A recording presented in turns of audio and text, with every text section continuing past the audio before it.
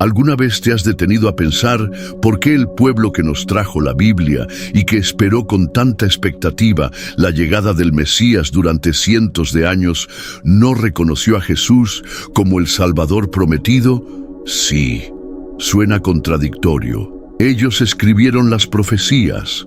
Ellos guardaron la fe durante siglos. Ellos vivieron con la esperanza puesta en un Redentor que vendría a restaurarlo todo. Y sin embargo, cuando llegó, según los cristianos, no lo aceptaron. Imagina esto: un pueblo elegido por Dios, un pueblo con promesas milenarias, profecías que hablaban de redención, de gloria, de un rey libertador. Y de repente, el tan esperado Mesías aparece, pero no cumple con lo que ellos esperaban. ¿Te suena a un giro de película? Pues esto no es ficción. Es uno de los dramas más profundos de la historia de la humanidad. Esta pregunta no es nueva. Ha sido formulada, debatida y llorada durante más de 2000 años, pero si crees que la respuesta es simple, como no creyeron porque eran tercos, te invito a quedarte, porque lo que vas a descubrir hoy va mucho más allá. Es un viaje a las entrañas del alma judía, de la historia religiosa, de las interpretaciones que dividen mundos. Así que comencemos. Antes de comenzar, quiero invitar a todos los que aún no se han suscrito al canal a que lo hagan ahora mismo. En este canal me dedico a responder esas preguntas profundas que surgen sobre la Biblia. Si no te quieres perder los videos que subimos todos los miércoles, suscríbete, activa la campanita de notificaciones y, si ya eres parte de nuestra comunidad, no olvides dejarnos un like para apoyarnos. Para empezar, viajemos al siglo I de nuestra era, una época agitada, convulsa, marcada por tensiones políticas, desigualdad social y una profunda sed de redención. Imagina por un momento caminar por las polvorientas calles de Jerusalén, entre mercados bulliciosos, soldados romanos patrullando con arrogancia extranjera y rostros marcados por el cansancio de siglos. El pueblo judío no vivía en libertad, ni siquiera conocía un atisbo de autodeterminación. Habían soportado generación tras generación el peso de la ocupación y la humillación extranjera. Primero fueron los babilonios, quienes no solo conquistaron Jerusalén, sino que destruyeron su templo, el símbolo más sagrado de su identidad espiritual y nacional, llevándolos al exilio. Luego vinieron los persas, que aunque les permitieron regresar, nunca devolvieron la independencia plena. Después, los griegos helenizaron la región, imponiendo costumbres ajenas y provocando rebeliones como la de los macabeos. Y finalmente, el Imperio Romano, una potencia militar implacable, establecida sobre el pueblo elegido, imponiendo impuestos asfixiantes, cultura pagana y represión. En ese contexto de dolor, pobreza, exilio histórico y trauma colectivo, la figura del Mesías no era un concepto teológico vago o un ideal espiritual de salvación personal como podríamos entenderlo hoy. No. Para los judíos del siglo I, el Mesías era una esperanza política real, tangible, urgente. Era una necesidad existencial. El Mesías debía ser el agente de liberación nacional. No era simplemente una figura piadosa, sino la encarnación del sueño de restauración de una nación que había sido derribada y humillada una y otra vez. Este Mesías no era imaginado como un predicador amable ni como un carpintero de voz suave. Era un líder con autoridad divina, sí, pero también con espada en mano. Un libertador como Moisés, un rey como David, alguien capaz de liderar ejércitos, expulsar invasores, reconstruir el trono de Israel y devolver al pueblo su soberanía. Imagina el anhelo, no solo por justicia, sino por dignidad nacional, por identidad, por la restauración del pacto. Esperaban un hombre de acción, un caudillo imbuido de la fuerza del cielo que cabalgara sobre un corcel y se enfrentara al César sin temor. El Mesías debía devolver el orgullo de ser el pueblo elegido, establecer un gobierno justo, traer paz y prosperidad a una tierra devastada. Y entonces aparece Jesús, pero no llega como esperaban, no con tropas, no con banderas, no con discursos encendidos contra Roma. Llega como un niño nacido en un pesebre. Crece en Nazaret, una aldea insignificante. Su voz no llama al levantamiento armado, sino al perdón. No condena a los enemigos con fuego y espada, sino que enseña a amar incluso a quienes oprimen. Habla en parábolas, sana a enfermos, toca a los marginados, bendice a los niños, y cuando se le pregunta sobre el impuesto al César, responde que al César lo que es del César. ¿Un Mesías diciendo eso? Para muchos fue escandaloso. Y claro, también realiza milagros. Multiplica panes, camina sobre el agua, calma tormentas, resucita muertos, pero nunca convoca a las armas. Nunca convoca a la rebelión. Nunca hace lo que el Mesías esperado, según la mayoría de las interpretaciones de la época, debía hacer cuando entra en Jerusalén. No lo hace a lomo de un caballo de guerra, como los conquistadores. Entra montado en un burro. Es aclamado, sí, pero su mensaje es espiritual, no político. En vez de tomar el control del templo, lo purifica. En lugar de proclamar su reinado terrenal, habla de un reino que no es de este mundo. Y finalmente, en lugar de vencer a Roma, es vencido por Roma. Es arrestado, juzgado y crucificado. La muerte más vergonzosa y cruel de la época, reservada para criminales y rebeldes. Para los seguidores de Jesús, su muerte fue el clímax de un plan divino, la expiación de los pecados del mundo. Pero para la mayoría de los judíos de su tiempo, esa crucifixión fue una desilusión, una señal de que no podía ser el Mesías. Porque el Mesías, según su esperanza, no muere a manos del enemigo. El Mesías vence, el Mesías restaura, el Mesías triunfa. Y ahí está el primer gran punto de quiebre entre judíos y cristianos. Dos visiones distintas, dos maneras de entender las profecías, dos formas de imaginar la salvación. Para muchos judíos, Jesús no cumplía con las condiciones fundamentales del Mesías. No restauró el reino, no reunió a los exiliados, no reconstruyó el templo, no trajo paz mundial. Para los cristianos, en cambio, Él inauguró un reino espiritual, invisible, eterno. El problema es que, en aquel entonces, eso no era lo que el pueblo judío estaba esperando. Este desajuste de expectativas no fue una simple confusión, fue una ruptura profunda, y es en esa grieta donde comienza a nacer una de las divisiones más significativas de la historia religiosa de la humanidad. Mismas escrituras, distintas lecturas. ¿Sabías que tanto judíos como cristianos comparten muchas de las mismas escrituras, pero las leen con lentes muy distintos? Tomemos Isaías 7:14. La Virgen concebirá y dará a luz un hijo. Los cristianos lo conectan directamente con el nacimiento de Jesús, pero en hebreo la palabra que se traduce como virgen no es necesariamente eso, es alma, que significa joven. Y los judíos afirman que este texto hablaba de una señal dada al rey Acaz en su tiempo, sobre un nacimiento cercano, no sobre una profecía futura. ¿Y qué hay de Isaías 53, el famoso siervo sufriente?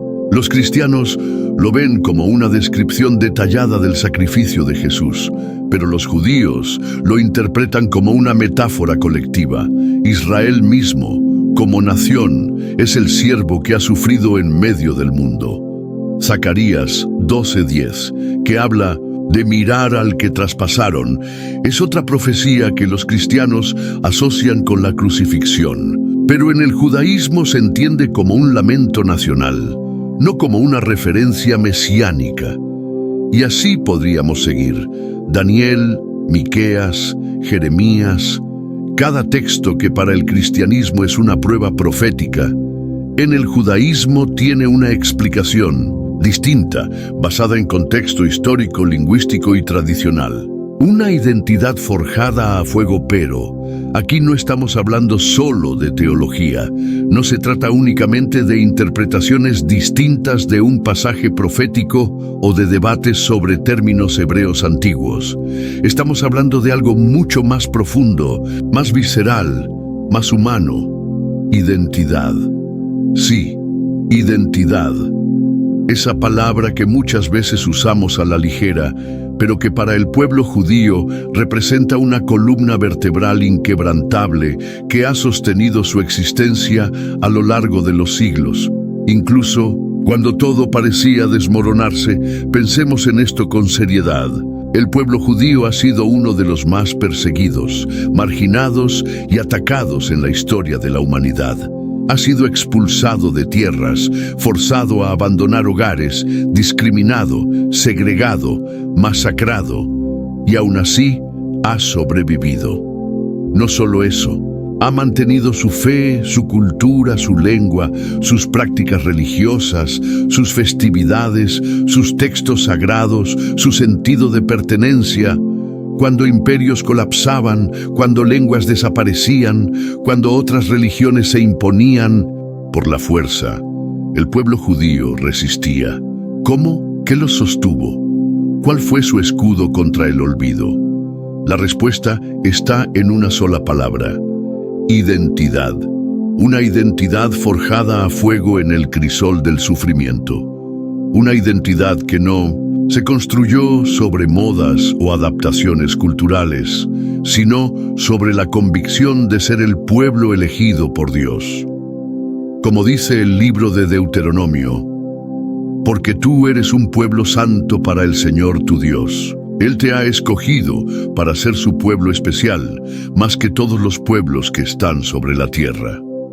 Esta creencia no es una simple afirmación teológica.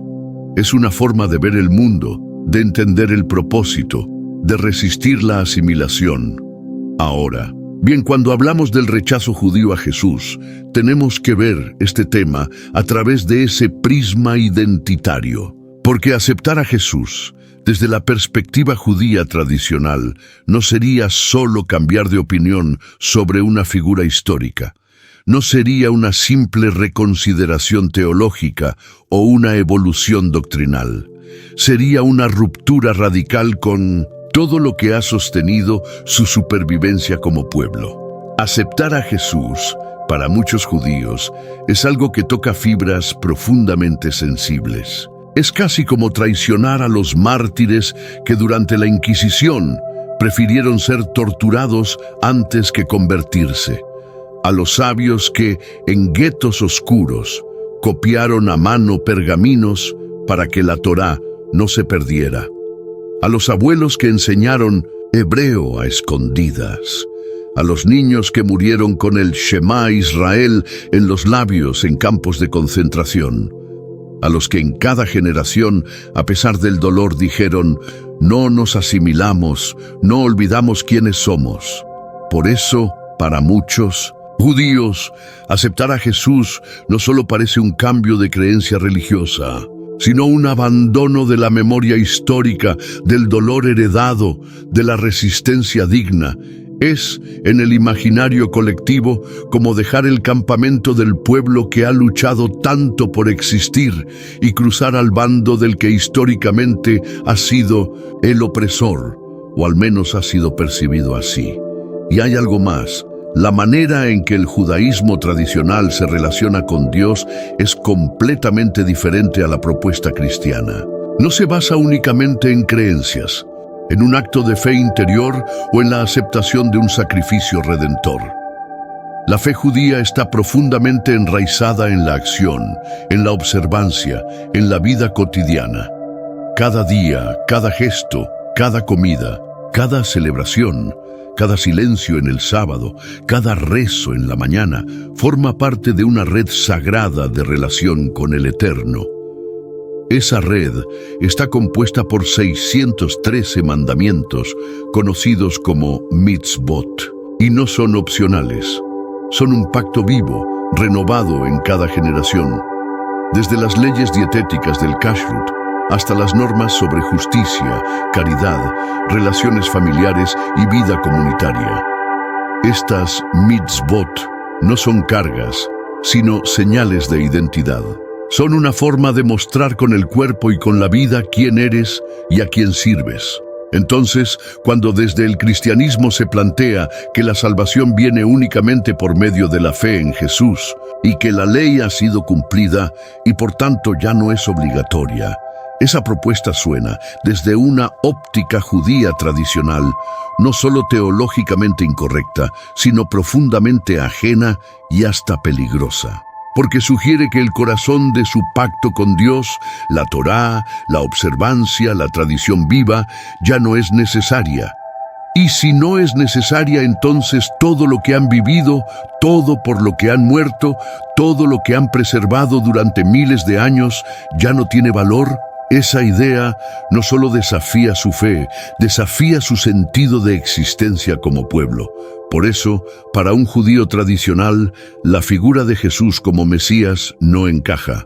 No porque estén ciegos, no porque no hayan leído las Escrituras, no porque no quieran aceptar la verdad, sino porque la verdad que han vivido y defendido durante milenios está tejida en una narrativa, una práctica y una cosmovisión que es profundamente distinta. Y aceptar la propuesta cristiana significaría, en muchos sentidos, desmantelar todo ese edificio identitario que los ha mantenido de pie cuando todo lo demás se derrumbaba. Y en un mundo donde tantas culturas se han desvanecido, ¿quién puede culparlos por no querer soltar la suya?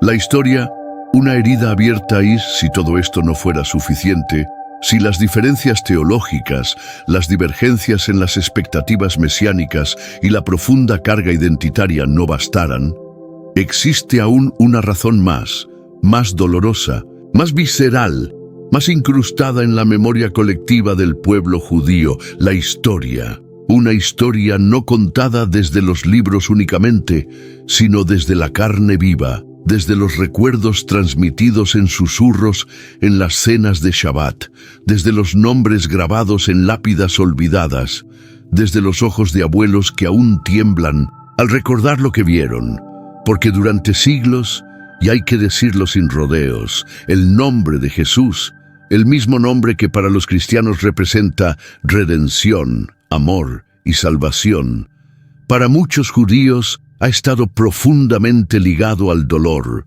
a la persecución, a la humillación y al miedo. No por lo que Jesús hizo o enseñó, porque muchos estudiosos judíos respetan profundamente su figura histórica, sino por lo que se hizo en su nombre.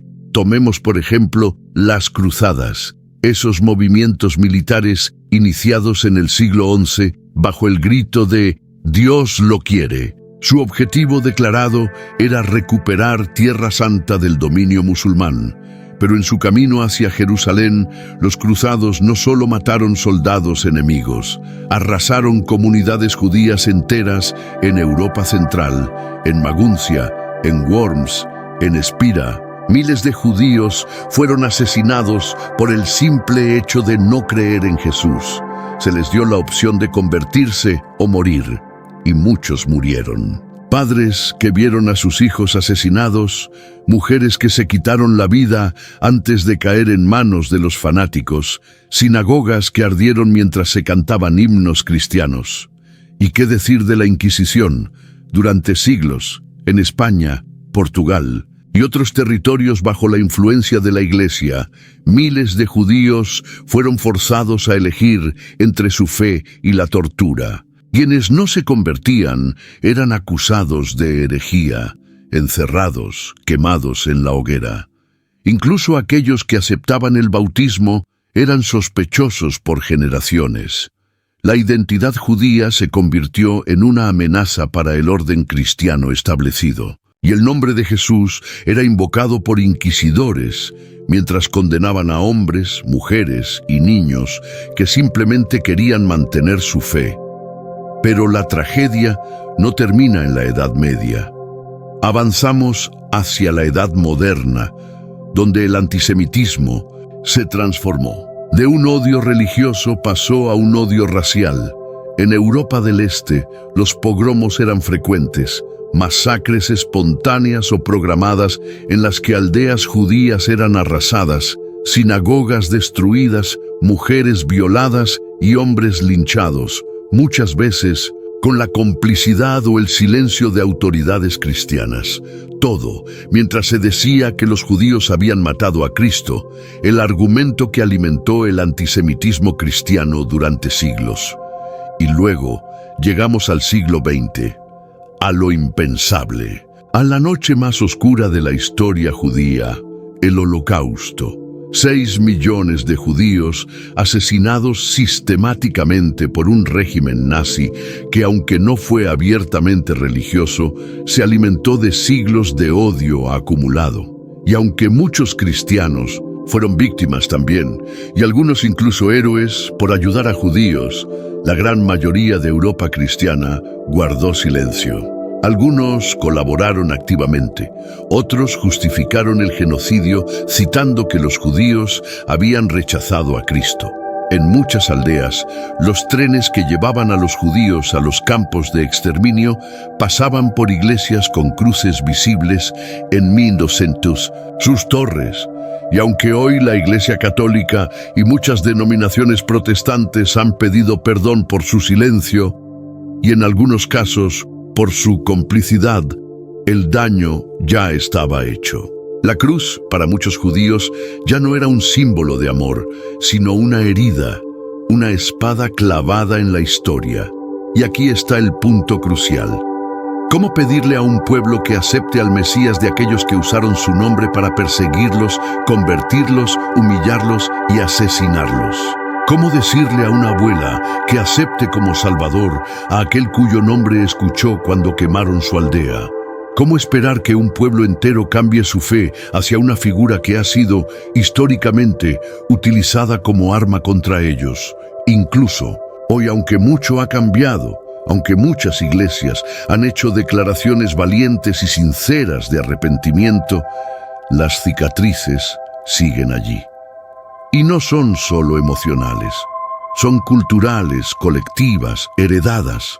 Son parte del ADN histórico del pueblo judío. Para muchos, abrazar a Jesús no sería una decisión espiritual personal, sino una traición a la memoria de sus antepasados, como si se borrara con un suspiro el sufrimiento de generaciones enteras. Y por eso, aunque el antisemitismo ha disminuido en muchas regiones del mundo y el diálogo interreligioso ha crecido, para muchos judíos, aceptar a Jesús no es solo una cuestión teológica, es una carga histórica que pesa demasiado. Es aceptar simbólicamente a quien ha sido presentado, no por él, sino por sus seguidores, como el justificador de su dolor. Por eso, cuando hablamos del rechazo judío a Jesús, no podemos ignorar esta dimensión histórica. Sería injusto, sería superficial, sería insensible, porque no es solo una decisión doctrinal, es una reacción a siglos de sufrimiento, de desplazamiento, de memoria herida. Y hasta que no seamos capaces de mirar ese pasado con honestidad, con compasión, con humildad, no podremos comprender del todo por qué ese rechazo permanece y por qué, para muchos, ese rechazo es una forma de resistencia, de dignidad y de fidelidad a su historia. El diálogo actual, más matices de lo que crees, pero no todo está estancado. La historia, aunque dolorosa, no ha detenido por completo el diálogo ni ha cerrado todas las puertas al entendimiento. De hecho, en las últimas décadas, algo ha empezado a cambiar, lento, discreto, pero real.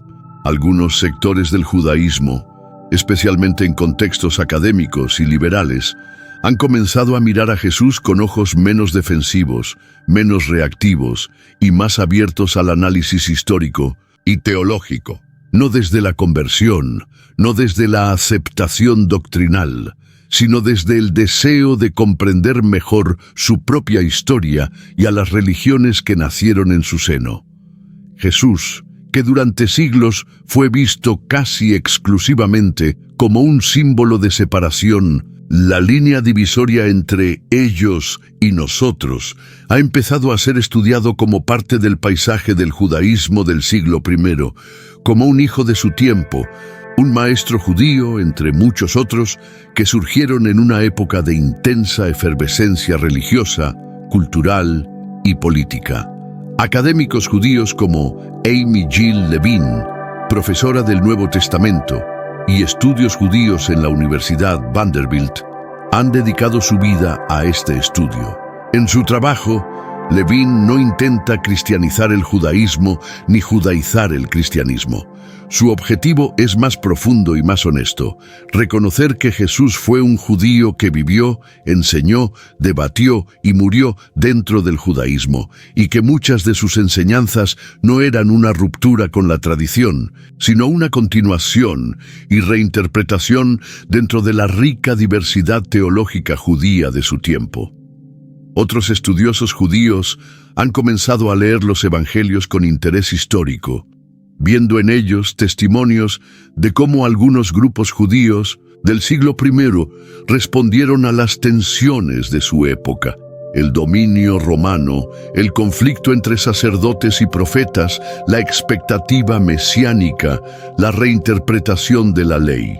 Y en ese proceso, Jesús emerge no como un forastero, sino como un maestro profundamente arraigado en su tradición. Un rabino itinerante, un provocador ético, un intérprete apasionado de la Torá, alguien que discutía en sinagogas, que citaba a Moisés, que hablaba de justicia y misericordia como lo hacían los profetas antiguos.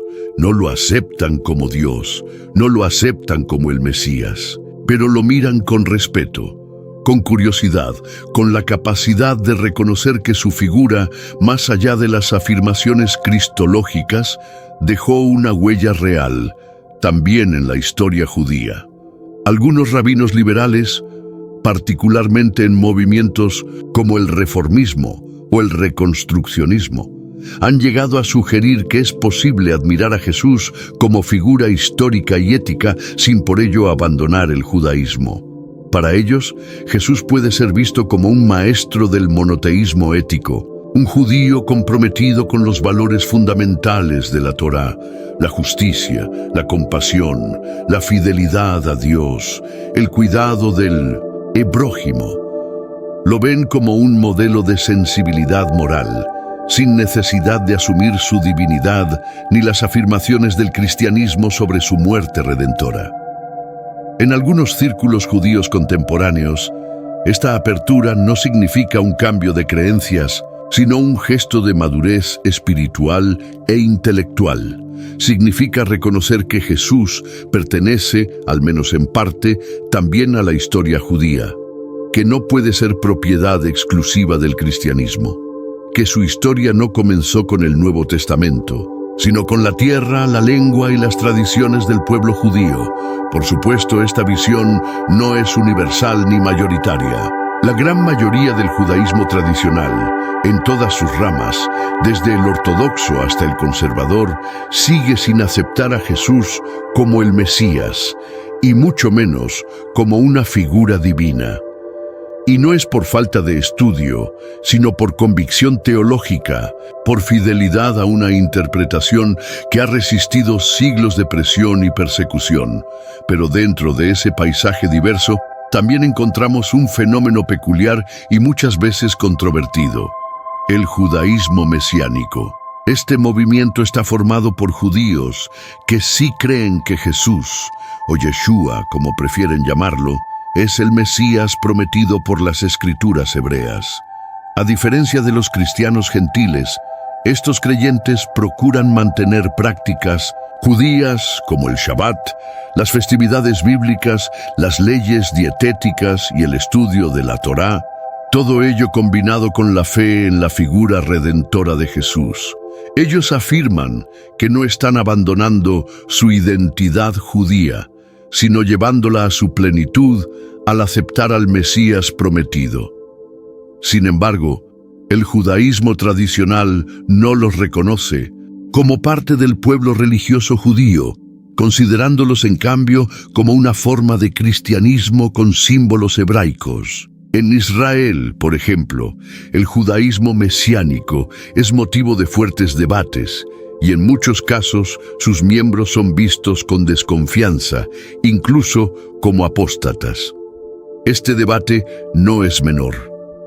Toca las fibras más sensibles de la identidad judía contemporánea. ¿Puede alguien seguir siendo judío si cree en Jesús? ¿Dónde están los límites entre tradición y renovación? ¿Puede haber un punto medio entre dos mundos que durante siglos han vivido enfrentados? Estas preguntas no tienen respuestas simples, pero lo que está claro es que el clima actual es muy diferente al de siglos pasados. Hoy, en muchas universidades, foros interreligiosos, publicaciones y encuentros de diálogo, Jesús ya no es un tabú, al menos en ciertos sectores del judaísmo moderno. Se habla de él, se le estudia, se le coloca en su contexto, y ese solo hecho, el de poder mirar al otro sin miedo, sin prejuicio, sin el peso del odio, ya es un paso gigante hacia el entendimiento mutuo. Este cambio de perspectiva no significa que las diferencias se hayan borrado. Jesús sigue siendo para la gran mayoría de los judíos un maestro, no un Mesías, una figura respetada, no adorada. Pero la posibilidad de estudiarlo, de reconocer su raíz judía, de verlo sin el velo del conflicto, abre nuevas vías de encuentro. Porque al final quizás no se trate tanto de que unos convenzan a los otros, sino de que ambos se reconozcan en su humanidad compartida, en su búsqueda de Dios, en su deseo de verdad. ¿Qué hacemos con todo esto? ¿Hay esperanza para el entendimiento? La gran pregunta es, ¿cómo convivir con esta diferencia profunda? ¿Es posible el diálogo? ¿Tiene sentido siquiera intentarlo? La respuesta es sí, pero requiere humildad, empatía, reconocer que detrás de cada postura hay siglos de historia, dolor, fe y cultura. No se trata de convencer al otro, sino de escuchar, de comprender, de abrir espacio a la diferencia. Cristianos y judíos pueden no estar de acuerdo en quién es el Mesías, pero sí pueden coincidir en la dignidad humana, la justicia, la misericordia, el respeto mutuo, y desde ahí construir puentes, porque, al final, ¿de qué sirve la fe si no nos ayuda a amar mejor? Y ahora te toca a ti. ¿Qué opinas? ¿Cuál de todas estas razones te pareció más reveladora? ¿Crees que el entendimiento entre judíos y cristianos es posible sin que uno tenga que convertirse al otro? Déjalo en los comentarios. Te leo. Y si te interesan temas así de profundos, históricos y transformadores, suscríbete ahora y activa la campanita. Este es solo el inicio de una serie de temas que desafiarán tu forma de ver la fe y el mundo. Haz clic en el siguiente video y sigamos este viaje juntos.